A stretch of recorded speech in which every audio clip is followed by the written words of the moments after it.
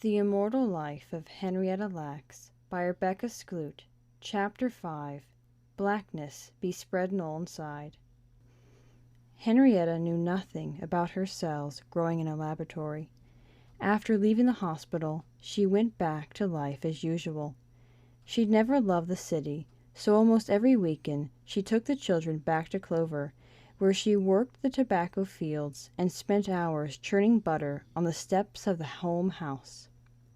Though radium often causes relentless nausea, vomiting, weakness, and anemia, there's no record of Henrietta having any side effects, and no one remembers her complaining of feeling sick. When she wasn't in Clover, Henrietta spent her time cooking for Day, the children, and whichever cousins happened to be at her house. She made her famous rice pudding and slow-cooked greens, chitlins, and the vats of spaghetti with meatballs she kept going on the stove for whenever cousins dropped by hungry. When Day wasn't working the night shift, he and Henrietta spent evenings at home playing cards and listening to Bernie Smith play blues guitar on the radio after the kids went to sleep.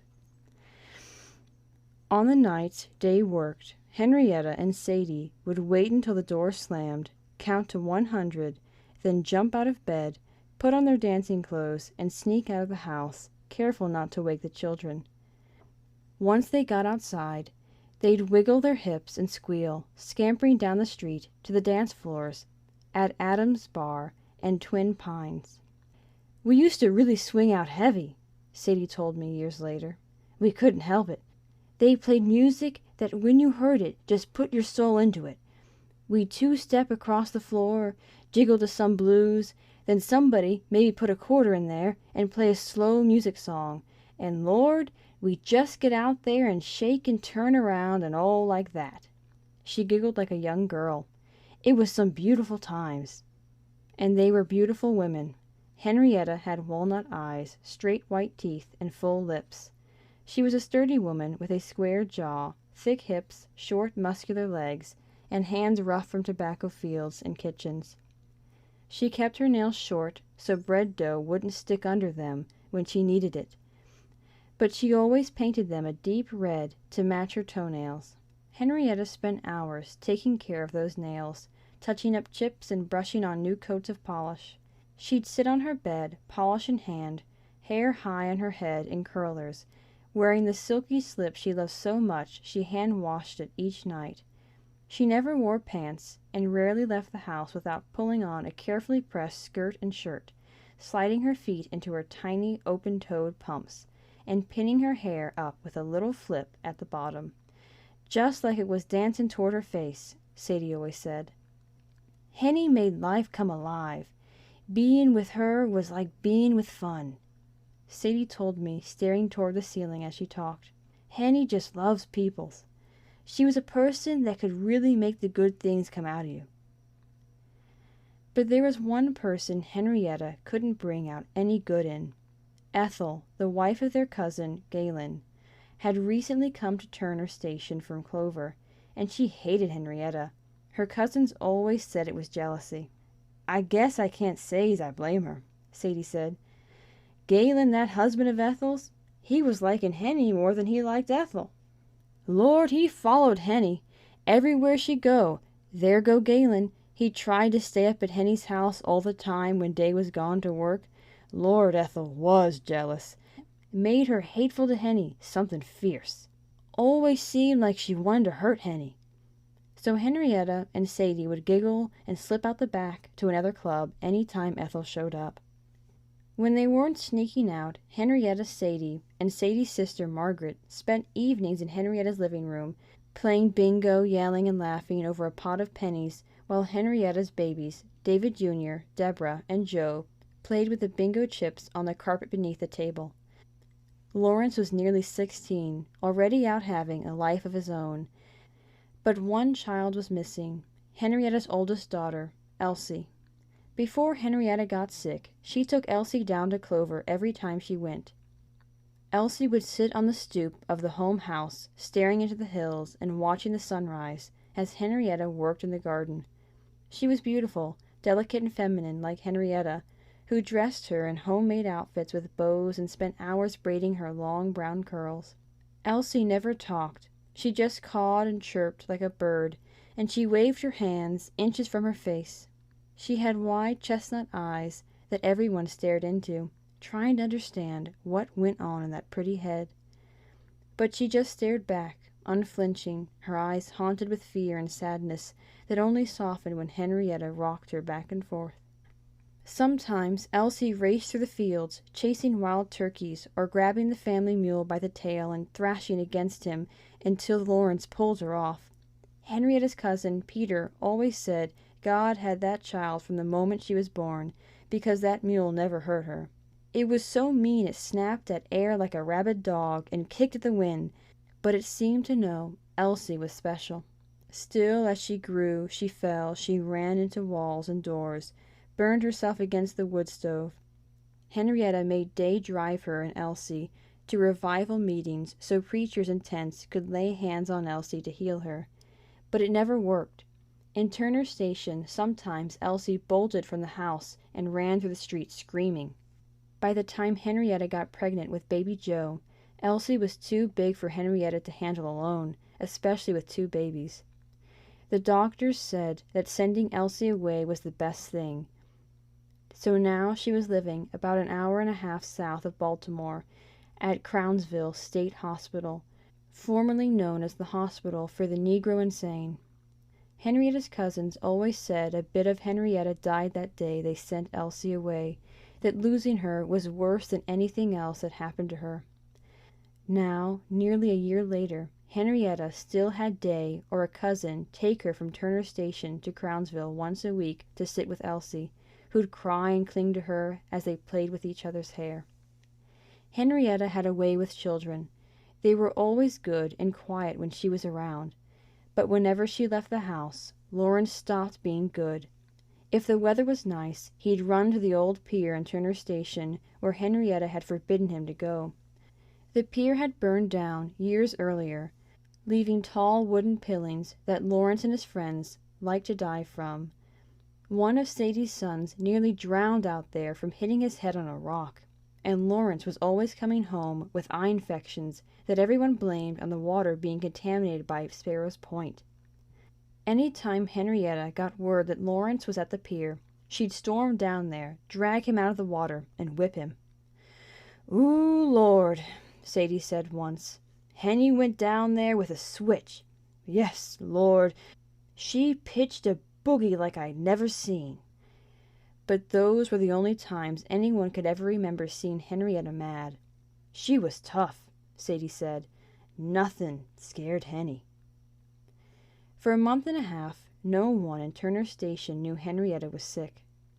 The cancer was easy to keep secret because she only had to go back to Hopkins once for a checkup and a second radium treatment. At that point, the doctors liked what they saw. Her cervix was a bit red and inflamed from the first treatment, but the tumor was shrinking. Regardless, she had to start X-ray therapy, which meant visiting Hopkins every weekday for a month. For that, she needed help. Henrietta lived 20 minutes from Hopkins, and Day worked nights, so he couldn't take her home after radiation until late. She wanted to walk to her cousin Margaret's house a few blocks from Hopkins and wait there for Day after her treatments. But first she'd have to tell Margaret and Sadie she was sick. Henrietta told her cousins about the cancer at a carnival that came to Turner Station each year. The 3 of them climbed onto the Ferris wheel as usual, and she waited till it got so high they could see across Sparrow's Point toward the ocean, till the Ferris wheel stopped and they were just kicking their legs back and forth, swinging in the crisp spring air. "You remember when I said I had a knot inside me?" she asked. They nodded yes. "Well, I got cancer," Henrietta said. "I've been having treatments down at John Hopkins." "What?" Sadie said, looking at Henrietta and feeling suddenly dizzy, like she was about to slide off the Ferris wheel seat. "Nothing serious wrong with me," Henrietta said. "I'm fine." And at that point, it looked like she was right. The tumor had completely vanished from the radium treatments. As far as the doctors could see, Henrietta's cervix was normal again, and they felt no tumors anywhere else.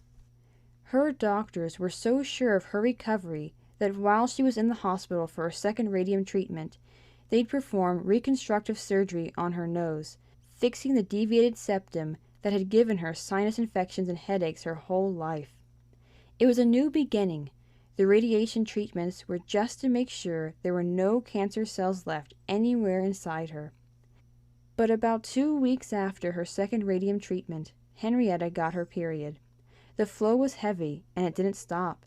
She was still bleeding weeks later, on March 20th, when Day began dropping her off each morning at Hopkins for her radiation treatments.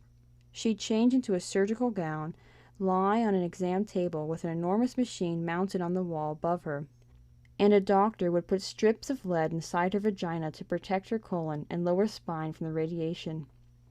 On the first day, he tattooed 2 black dots with temporary ink on either side of her abdomen, just over her uterus.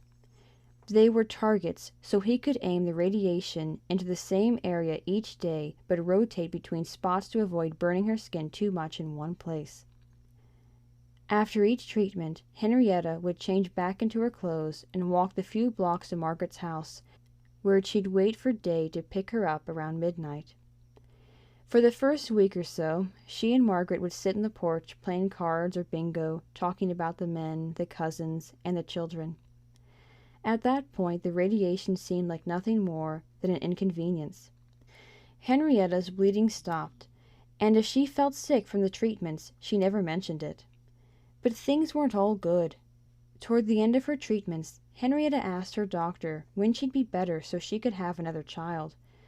Until that moment, Henrietta didn't know that the treatment had left her infertile. Warning patients about fertility loss before cancer treatment was standard practice at Hopkins, and something Howard Jones says he and Talind did with every patient. In fact, a year and a half before Henrietta came to Hopkins for treatment, in a paper about hysterectomy, Talind wrote, "The psychic effect of hysterectomy, especially on the young, is considerable, and it should not be done without a thorough understanding on the part of the patient who is entitled to a simple explanation of the facts, including loss of the reproductive function. It is well to present the facts to such an individual and give her ample time to digest them. It is far better for her to make her own adjustment before the operation than to awaken from the anesthetic and find it a fait accompli." In this case, something went wrong. In Henrietta's medical record, one of her doctors wrote, "Told she could not have any more children." Says if she had been told so before, she would not have gone through with treatment. But by the time she found out, it was too late. Then, 3 weeks after starting X-ray therapy, she began burning inside, and her urine came out feeling like broken glass. Day said he'd been having a funny discharge, and that she must have given him that sickness she kept going to Hopkins to treat. "I would rather imagine that it is the other way around," Jones wrote in Henrietta's chart after examining her. "But at any rate, this patient now has acute gonorrhea superimposed on radiation reaction." Soon, however, Day's running around was the least of Henrietta's worries. That short walk to Margaret's started to feel longer and longer, and all Henrietta wanted to do when she got there was sleep. One day she almost collapsed a few blocks from Hopkins, and it took her nearly an hour to make the walk.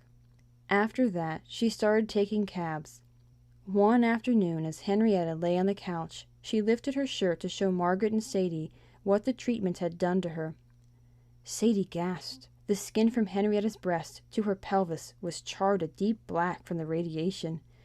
The rest of her body was its natural shade, more the color of fawn than coal. "Henny," she whispered, "they burned you black as tar."